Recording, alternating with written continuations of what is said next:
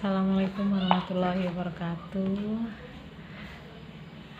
Hari Senin ya, untuk hari Senin akidah akhlak dan bahasa Indonesia. Berhubung akidah akhlak materinya sudah habis, nanti kalian pelajari ulang ya apa yang Ibu sudah jelaskan ya. Untuk hari Senin, mari kita lanjut untuk pelajaran bahasa Indonesia. Ya, kalian buka ini yang mozaik kalian buka bahasa Indonesia halaman 1, yaitu komponen ekosistem ya. Negara Indonesia ini dilalui garis khatulistiwa ya, sehingga beriklim tropis. Hal tersebut menyebabkan bahwa Indonesia ini memiliki keragaman hayati yang tinggi. Keanekaragaman hayati yang tinggi ini terutama terdapat dalam ekosistem hutan hujan tropis. Selain itu, sebagai sumber keanekaragaman hayati, ekosistem ini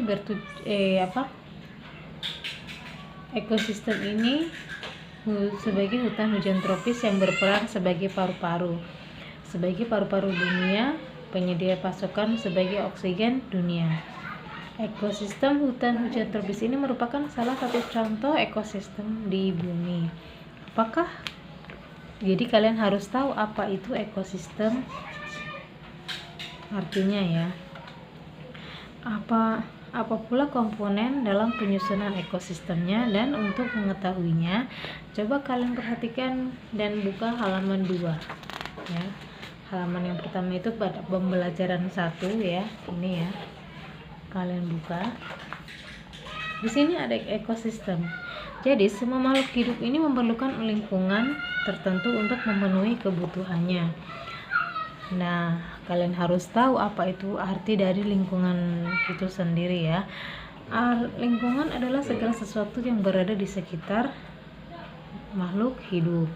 Lingkungan ini terdiri atas bagian hidup biotik ya, dan bagian tidak hidup atau abiotik. Kalau yang hidup itu biotik disebut biotik, dan yang tidak hidup disebut abiotik ya. Jadi saling berinteraksi antara biotik dan biotik ya. Interaksi antara makhluk hidup ini dan benda-benda yang tidak hidup pada sebuah lingkungan disebut ekosistem. Ekosistem ini tersusun atas individu, populasi, dan komunitas. Kalian harus tahu itu individu terlebih dahulu ya. Individu ini adalah makhluk hidup tunggal, misalnya seekor ikan ya.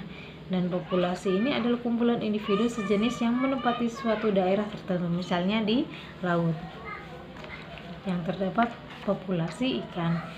Adapun komunitas adalah kumpulan populasi ikan dan karang sebagai komunitas yang berinteraksi kepada benda-benda makhluk hidup membentuk suatu ekosistem, dan misalnya ekosistem laut ya.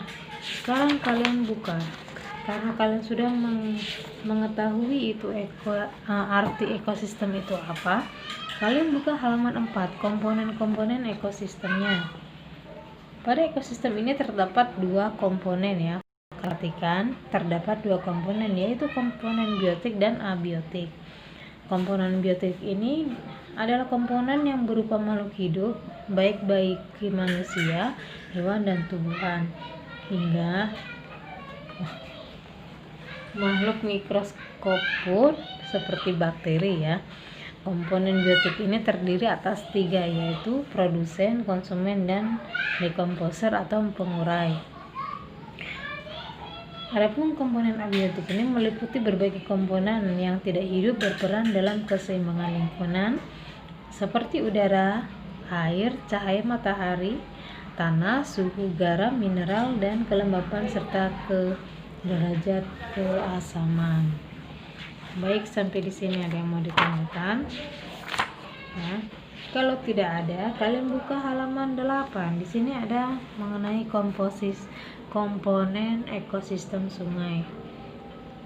Ekosistem sungai ini adalah salah satu jenis ekosistem air tawar yang memiliki ciri khas yang berupa aliran air searah yang membuat perubahan fisik dan kimia di dalamnya secara berlangsung.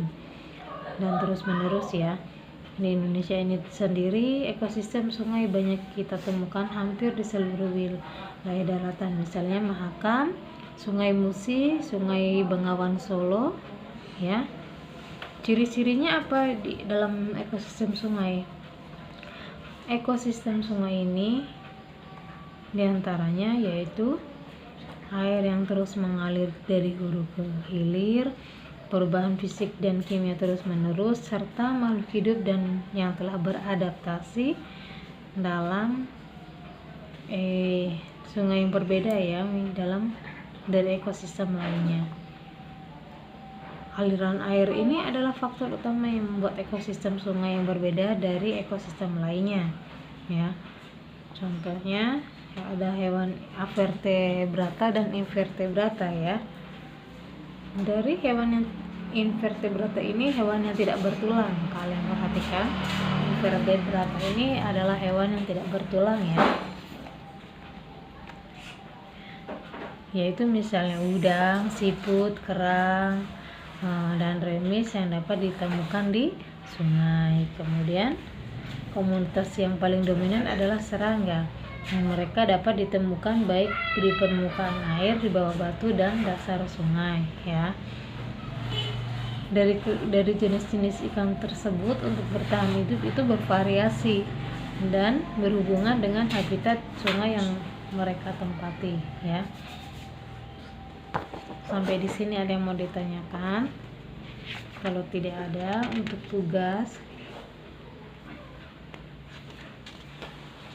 untuk gagasan pokok kalian sudah mengerti ya. Jadi untuk tugas kalian buka halaman 3 yang B, pasangkan arti kosakata dan kosakata yang tepat.